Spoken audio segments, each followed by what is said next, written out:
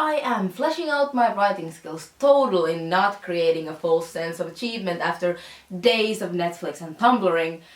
I mean, the pinnacle of hard-workingness right here, ladies and gentlemen. So, I didn't just invite you guys to my moment of creativeness just for the heck of it. I mean, since Poetry Club ended, you know, you haven't heard my poetry in a long while, but I thought I'd read you some if you'd like to hear it. What's that? You would? Cool, great. This one-way communication thing really works in my favor, doesn't it? So, I was reading through these writing prompt sites, and one of them said to really get out of your comfort zone, so I decided to write a tanka, you know, one of those Japanese poems. So I went for that, and I decided to write something not so romantic and nature related, but something a bit darker, you know, really channeling my feminist fury, you know? So this is what I came up with. You call girls weak, but I'm strong enough to grind your bones into powder and bury the rest into the forest. Ruby and Jane would be proud.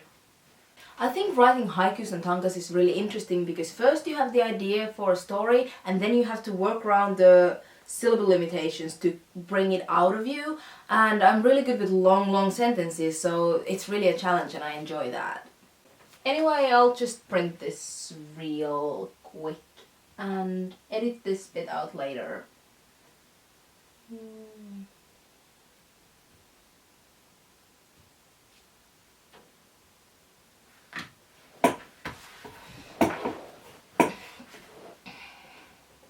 Anyway, in case you guys are tired of me talking about my writing skills like I am the center of the world, next week we'll have someone visiting, we'll have visitors, so that's awesome. Why isn't it printing?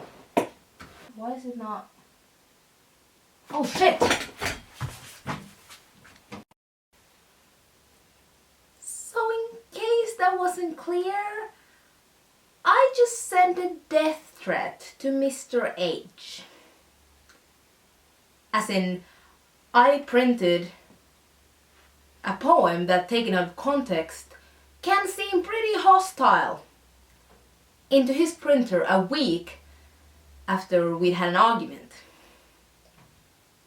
So I obviously ran there as fast as I could and quickly grabbed the cookies we have in the cupboard for surprise guests and ran all the way over to his house, and I can see him see me approaching his house and close his curtains. And I'm pretty sure he's already called the police and the house will be surrounded any moment now. But I ring the doorbell and he answers the door all pleasantly with no weapons to defend himself and invites me in.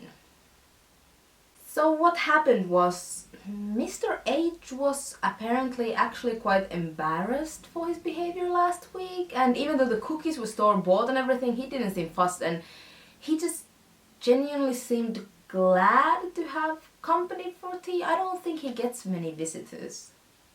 When I told him about the poem, he just went, "Ho ho ho, it's no bother at all. I didn't even notice the thing go on, and it's just one slip of paper. But I do want to see this poem of yours if it had you racing over here like that."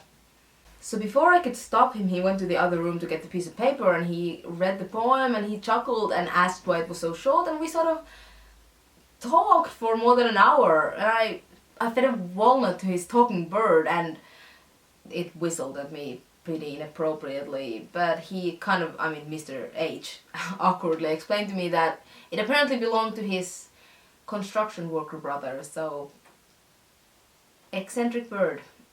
I guess the story kind of has an anticlimactic ending, but it beats a restraining order, am I right? Besides, I'm a bit confused still. This is weird. I was so prepared to hate Mr. H until the end of time, and now we're kind of friends?